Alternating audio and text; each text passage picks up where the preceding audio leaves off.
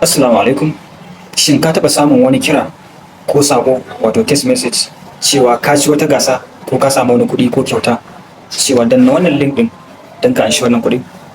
Yawancin irin wannan kira ko message galibi spam ne kuma zamba ce. Kada ka taɓa ba da bayananka kamar na ɗaya OTP wato one time password. Kun ji an ce one time password. Na biyu BBN number ka.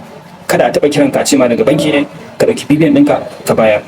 Na uku kada ka taɓa ba da password naka na application ko ma na menene ka tsare bayananka. Na hudu kada a taɓa kiran ka ce daga banki ne ka ba da card number wato lambobin da suke ciki ATM card naka ka kiyaye. Abin da za ka yi wa lambar da ake kiranka ko ake damun ka da ita, na ɗaya shine ka yi blocking number. Lallai ka tabbatar ka yi blocking nata ka goge ta waya. Na biyu kada ka taɓa danna link ɗin da baka yarda da shi ba. Na uku ka yi amfani da apps masu tace kira kamar call filter. Na hudu ka kiyaye oversharing a online kamar posting na details naka ka kiyaye wannan. Ai kiyaye mu daga sharrin masu yaudara. Assalamu alaikum.